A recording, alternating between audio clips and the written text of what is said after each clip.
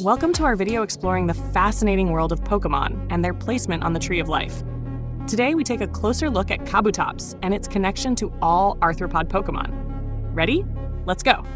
The Mandibulates, Mandibulata, are a monophyletic group of arthropods, Arthropoda, that are distinguished from chelicerates, Chelicerata, by key morphological traits. The group is named after its characteristic mouthparts, the mandibles, which form the first pair of feeding appendages.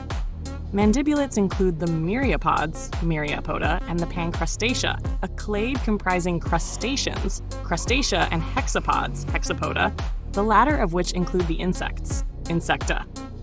According to an older systematic classification, myriapods and hexapods were grouped together as the Tracheata and regarded as the sister taxon to crustaceans. This so-called Tracheata hypothesis, however, is highly controversial.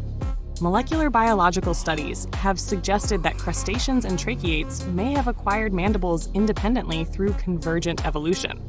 Other molecular findings, by contrast, support a homologous origin. Under this interpretation, the mandibles of crustaceans, myriapods, and insects evolved from the entire appendage of the corresponding head segment, the gnathobasis. Accordingly, crustaceans do not bite solely with the proximal part of the limb, nor do tracheates bite with only the distal tip. The segmented mandible of myriapods is therefore regarded as a secondary specialization. One of the oldest, and at approximately 20 centimeters, also the largest, known myriapod species with well-developed jaw-like mandibles is Odari alata, first described in 1912 and dating to the Cambrian period, around 509 to 505 million years ago. The selective advantage of these animals, which inhabited marine and shallow water environments, likely lay in their ability to chew tougher food or open shells using their large and robust mandibles, thereby accessing new food sources. The head shield made up roughly half the total body length. This anatomical innovation contributed to the establishment of new food chains, playing a role in the Cambrian radiation and in the evolutionary success and global distribution of the Mandibulata. The following characteristics unite the mandibulates. 1. Presence of a head shield, cephalon. It consists of the first 6 body segments and originally bears 2 antennae and 3 pairs of mouthparts as appendages, the mandibles and the first and second maxillae. 2. Compound eyes. Their visual units, ommatidia, consist of a crystalline cone and 8 retinular cells surrounding a central rhabdom. 3. Excretory organs. Primitive nephridia are restricted to the head region. In crustaceans, these take the form of antennal and maxillary glands. In tracheates, labial glands are present but function mainly as storage organs. Excretion is instead carried out by the Malpighian tubules associated with the digestive tract. Sea scorpions, also known as giant scorpions or Eurypterids, represent an extinct group of chelicerates, Chelicerata. Fossil remains are known from the Paleozoic era, spanning the Ordovician to the Permian periods. With body lengths exceeding 2 meters, some species, such as Jacalopterus rhenanii and Pterygotus anglicus, rank among the largest arthropods ever to have existed. As is typical for arthropods, Eurypterids were segmented animals, with bodies composed of 19, possibly 20, segments. In addition to the segmented body regions, the non-segmental anterior portion of the head lobe, the acron, and the presumably non-segmental telson at the posterior end must also be taken into account. Segmentation was not uniform. Instead, the body was organized into functional units known as tagmata. In sea scorpions, the anterior body region, the prosoma, consisted of 6 segments, each bearing a pair of appendages. The prosoma, including the head region, was covered dorsally by a single unsegmented plate known as the carapace, or dorsal shield. The narrower opisthosoma, also referred to as the abdomen, bore 12 clearly visible dorsal plates, tergites, each corresponding to a segment. In addition, there was presumably another segment, the first abdominal segment, corresponding to the 7th body segment, that lacked a dorsal tergite. The opisthosoma can be subdivided in 2 alternative ways, depending on the classification system used.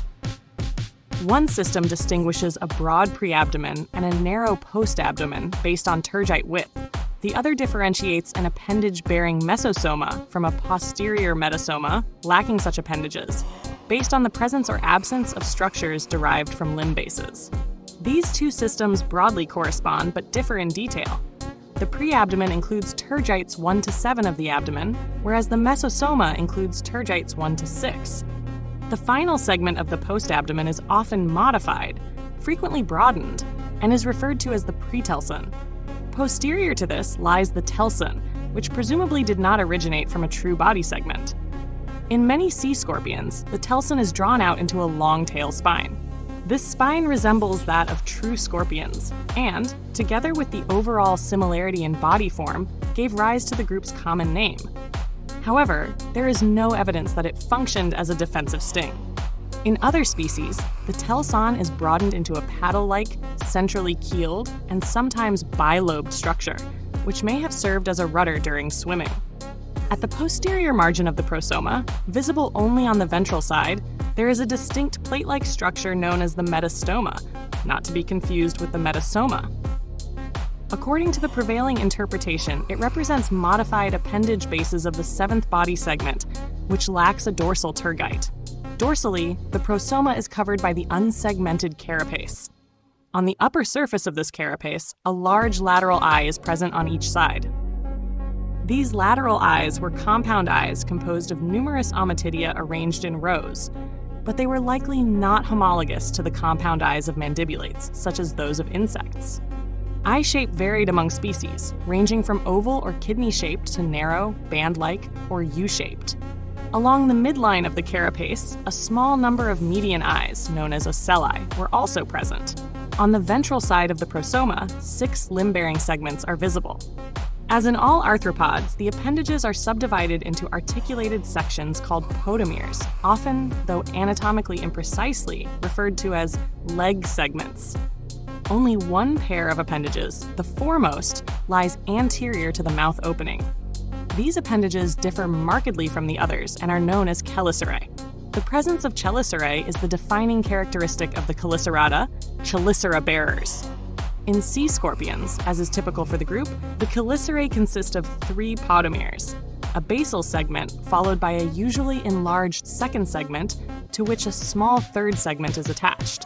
Together, the second and third segments form a pincer, chela, a grasping structure in which a projection of the second segment forms the immovable finger, while the third segment forms the movable finger, ramus. The appendages of the 2nd through 6th segments of the prosoma function as walking legs. Their most proximal segment, the coxa, is distinctly modified. It is thickened and bears tooth-like projections along its inner margin. These projections form a gnathobase, creating a chewing apparatus in which the gnathobases of opposing leg pairs work against one another in a jaw-like fashion and delimit a central food groove. Based on this characteristic, certain chelicerates were historically grouped under the name meristomata, thigh mouths, although this assemblage is now considered unlikely to be monophyletic. The outer, distal portion of each appendage typically consists of 5 podomeres, followed by a single, unpaired terminal claw. Depending on the species, these leg segments are often heavily armed with fixed or partially movable spines, which likely played an important role in prey capture and handling. In many sea scorpions, the 6th and last pair of walking legs is modified into a broad paddle-like structure. This appendage is generally interpreted as a swimming organ that provided propulsion in the water. Each segment of the opisthosoma is enclosed by 2 elements of the exoskeleton, a larger dorsal tergite and a smaller ventral sternite. Together, these form body rings that retain a degree of mobility. In the anterior region of the opisthosoma, the mesosoma, tergites and sternites are separated from one another by membranous articulations. In the posterior region, these elements are fused into closed rings.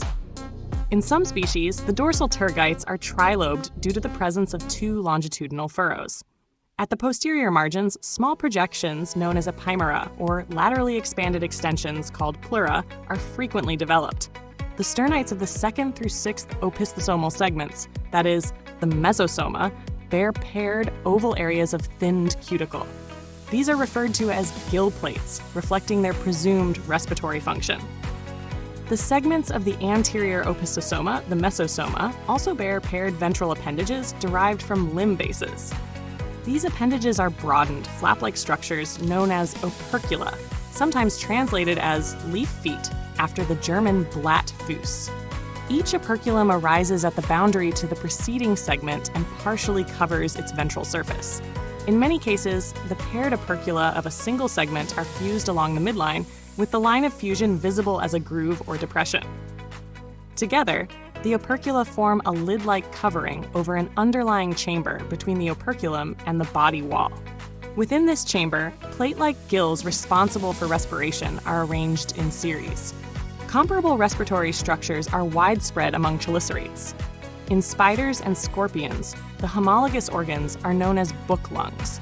The number of gill lamellae per book lung varies among species, ranging from approximately 45 in the presumed ancestral condition to as few as 6 in more derived forms. In the latter case, the lamellae are supported against one another by projections known as trabeculae. This structural modification is interpreted as an adaptation to air breathing. Sea scorpions possessing such book lungs were therefore likely capable of leaving the water and remaining on land for extended periods while respiring atmospheric oxygen. The anterior two pairs of opercula are structurally distinct from the others. They are fused into a single genital operculum, which bears a median appendage, formerly termed the lobe, and two lateral appendages known as alae. Within a single species of sea scorpion, two different forms of genital appendages are observed, an elongated, tubular type A and a spatulate or spoon-shaped type B. This dimorphism is widely interpreted as sexual, with individuals bearing type A appendages usually regarded as male, and those with type B as female. This interpretation, however, has been challenged, and some authors assign the sexes in the opposite manner. Exceptionally well-preserved specimens of the genus Eurypterus, discovered as early as 1898 in Silurian dolomite deposits on the island of Ossel, Saaremaa, Estonia, preserved extremely fine anatomical details, including the genital appendages of both sexes on the second abdominal segment. In 1995, Eurypterid fossils were also discovered in the South African Soom Shale, remarkable for preserving fine anatomical details, including musculature and internal organs. Among the most spectacular Eurypterids are the members of the family Pterygotidae, an extinct group of aquatic chelicerate arthropods belonging to the superfamily Pterygosioidea. Pterygotids were the largest arthropods ever known to have lived. Several members of the family, including Jecalopterus and Acuteramus, exceeded 2 meters in length, with Jecalopterus rhenania reaching an estimated 2.5 meters, and Acuteramus bohemicus approximately 2.1 meters. Fossil remains of pterygotides have been recovered from deposits dating from the late Silurian to the late Devonian, approximately 428 to 372 million years ago. One of the most evolutionarily successful Eurypterid families, the pterygotids were unique in achieving a truly worldwide distribution. Their success is attributed to several evolutionary innovations that distinguish them from other Eurypterids.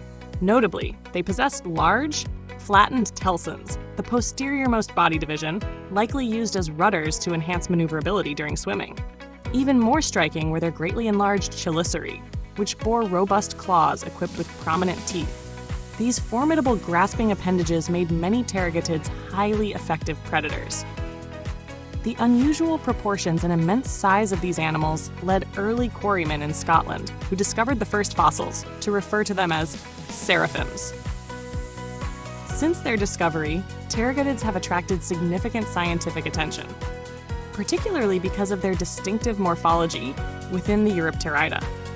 Studies of cheliceral structure and compound eye morphology reveal that, despite their overall similarity in body form, pterygotids occupied a wide range of ecological niches.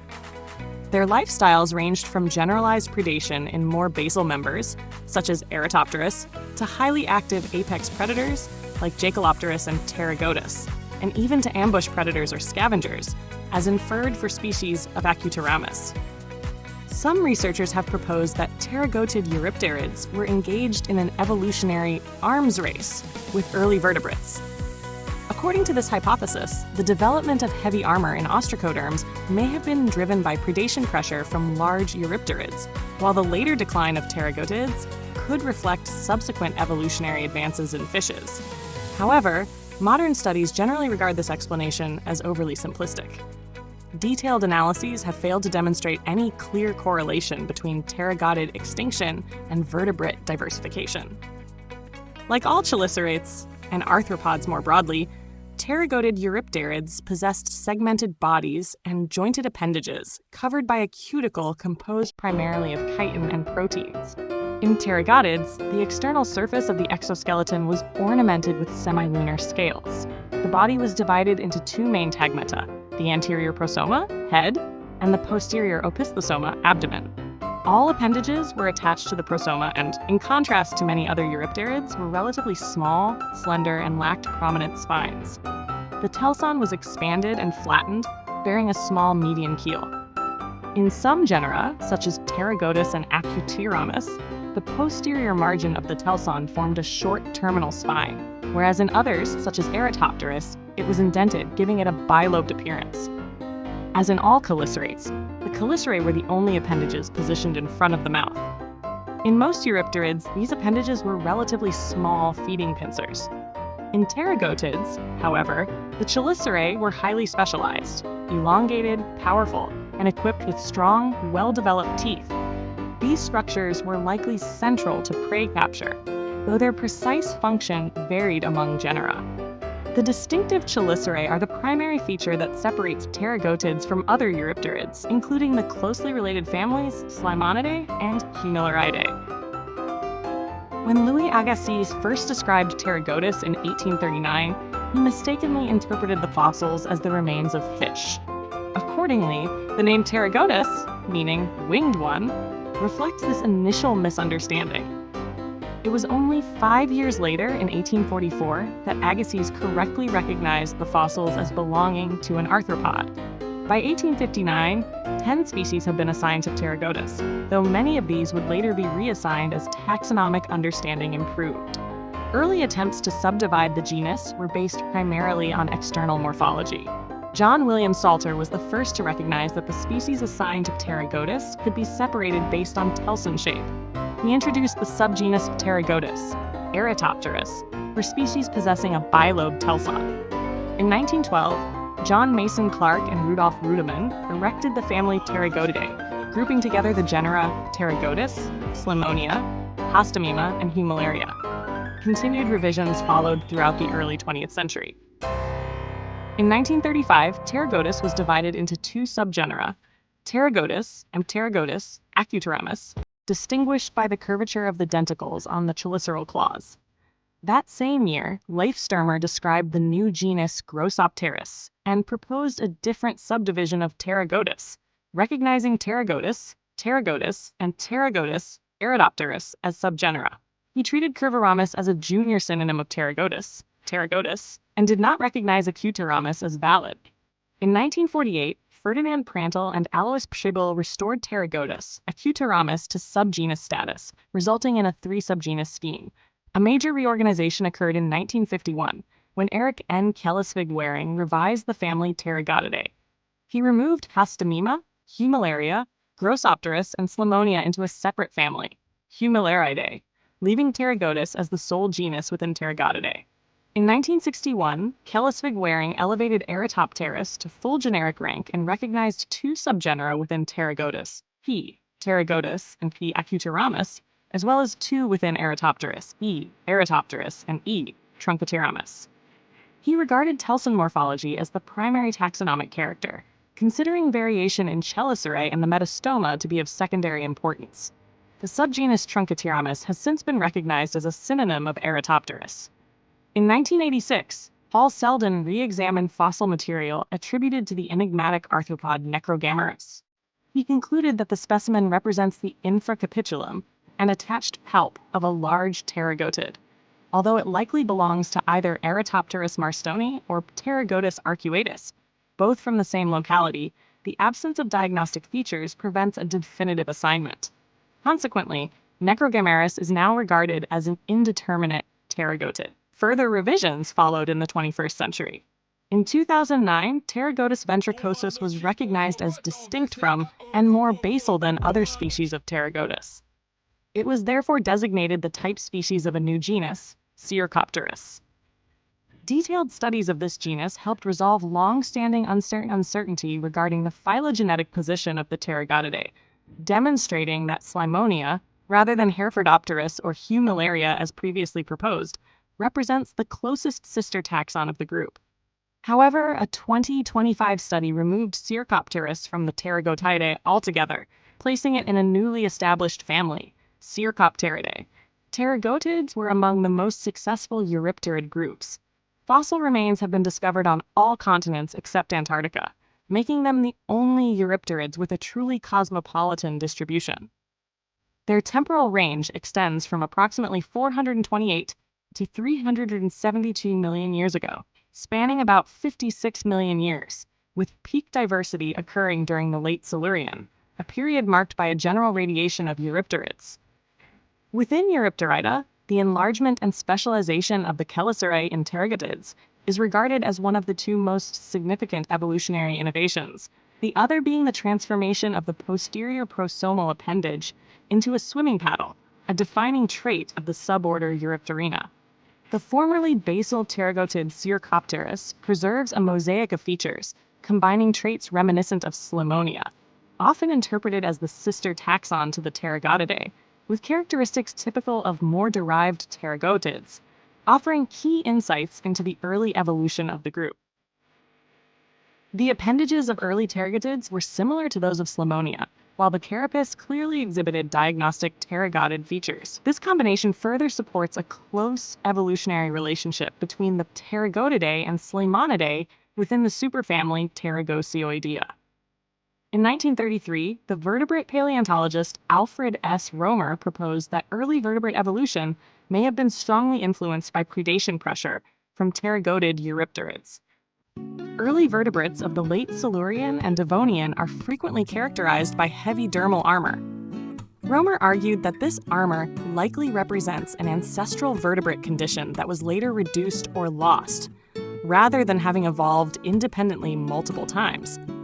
At the time, some researchers suggested that this armor served to protect fish from collisions with rocks in fast-flowing streams. Romer rejected this explanation, pointing out that modern fishes inhabiting similar environments lack such protective armor. Instead, he concluded that the most plausible explanation was protection against living enemies.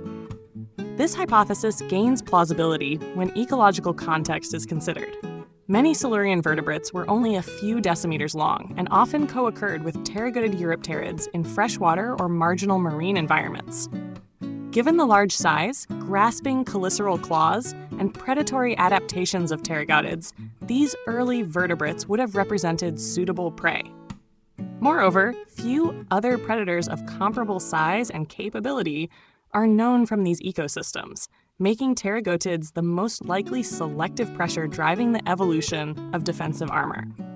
Pterygotids reached their maximum size and diversity during the late Silurian and early Devonian. Their subsequent decline during the Devonian coincided with several major trends in vertebrate evolution, including an increase in unarmored fishes, greater body sizes, the migration of fishes into fully marine environments, and the evolution of faster locomotion and true jaws. These developments would have reduced the vulnerability of fishes to Eurypterid predation and may even have allowed large predatory fishes to prey upon pterygotids themselves. Romer's argument was based primarily on broad evolutionary trends and fossil co-occurrence, rather than detailed quantitative analysis. Fossil data do show that pterygotids are present at more than 2/3 of localities where Eurypterids and early fishes occur together, and fish diversity does increase as Eurypterids decline in the early Devonian. However, modern studies have failed to demonstrate a direct causal relationship or competitive replacement between these groups. Both fishes and Eurypterids decline during the Middle Devonian, recover in the Late Devonian, and later decline again toward the Permian. Detailed analyses therefore do not support a simple predator-driven extinction model for the pterygotids. The function of pterygotid chelicerae was likely broadly similar to that of chelicerae in other Eurypterids and chelicerates, including xiphosurans and some crustaceans. Capturing prey, cutting food into manageable pieces, transporting food to the mouth, and possibly serving a defensive role. What distinguishes the Pterygotidae is that they are the only Eurypterid family to possess greatly enlarged, robust chelicerae equipped with claws and teeth, representing a unique specialization for prey capture and/or defense. The precise number of joints, podomeres, in the pterygotid chelicerae has long been debated. Early interpretations proposed a three-joint structure, consisting of a long basal segment followed by two smaller distal segments forming the claw. Other researchers suggested 4 or even 5 joints, with variation between genera, Pterygotus traditionally interpreted as having 3 and Eratopterus 5. More recent studies based on exceptionally well-preserved specimens of Acuteramus and Eratopterus indicate that the chelicerae were most likely composed of 4 joints. This interpretation resolves a functional problem inherent in the 3-joint model. With only 3 joints, the cheliceral claws would be positioned at the end of an almost rigid stalk, severely limiting their mobility. A 4-joint configuration provides the necessary articulation for effective grasping, cutting, and manipulation of prey, consistent with the predatory lifestyle inferred for pterygotid eurypterids.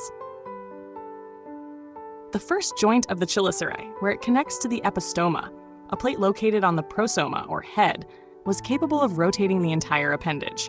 This mobility has led researchers to conclude that the chelicerae were not used only, or even primarily, for defense, but instead played a central role in capturing prey and conveying food to the mouth. Once captured, prey had to be broken into smaller pieces to fit into the mouth, as eurypterid mouthparts were even less suited to swallowing large food items than those of modern crabs. The walking appendages of eurypterids were incapable of cutting, grasping, or transporting food, so these tasks also fell to the chelicerae. In modern crabs, claws tear food apart and then pass smaller fragments to the mouth. By analogy, one cheliceral claw in pterygotids likely held the prey, while the other cut off pieces and transported them to the mouth through repeated, coordinated movements. Another distinctive feature of pterygotids is their large, flattened telson, a trait otherwise shared only with the closely related Slimonia, and through convergent evolution with the Hibbertopterid Hibbertopterus and the Micteroptid Hastemima. The telson is generally flat, bearing a raised, thin median keel. In some genera, such as Pterygotus and Acuteramus, the posterior margin forms a short spine, while in Eratopterus, it is indented, producing a bilobed appearance. The function of this specialized telson has long been debated. In 1964, Eric N. Kellisvig-Waring compared it to the tail fluke of whales and suggested that pterygotids swam by undulating the entire opisthosoma, with the telson acting as the primary propulsive structure. However, this hypothesis conflicts with what is known of eurypterid anatomy. Their bodies were likely quite stiff. Segments were similar in width and thickness, showed little tapering, and lack evidence for large opisthesomal muscles or apodemes that would support extensive flexion. Instead, pterygotids were most likely propelled by the enlarged, paddle-like sixth pair of prosomal appendages, as in other swimming eurypterids. An alternative hypothesis, proposed by C.D. Waterston in 1979, suggests that the telson functioned primarily as a steering device rather than a propulsive organ. Modeling and hydrodynamic calculations by Plotnik and colleagues, 1988, demonstrated that the flattened telson with its median keel could function effectively as a rudder, allowing pterygotids to make rapid turns while pursuing prey. The family Pterygotidae includes the largest arthropods ever known to have lived, with several species exceeding 2 meters in length, most notably Jacalopterus rhenaniae at up to 2.5 meters and Acuteramus bohemicus at over 2.1 meters. Arthropod body size is constrained by factors such as respiration, molting costs, locomotion, and exoskeletal properties. With the exception of their heavily sclerotized cheliceral claws, most pterygotid body segments were thin and weakly mineralized. Even the tergites and sternites of the abdomen are preserved as paper-thin compressions, indicating a remarkably lightweight construction. Similar adaptations are seen in other giant prehistoric arthropods, such as Arthropleura, and likely played a key role in overcoming size limitations. Despite being the largest arthropods in terms of length, the lightweight build of pterygotids suggests they were probably not the heaviest. Other giant eurypterids, particularly the deep-bodied, walking forms of the Hibbertopteridae, such as the nearly 2-meter-long Hibbertopterus, may have rivaled or even exceeded them in mass. That's it for now. In the next episode, we'll take a closer look at Aerodactyl and its surprising connection to all dinosaur Pokemon. Don't forget to subscribe to our channel, leave a like, and check in next time.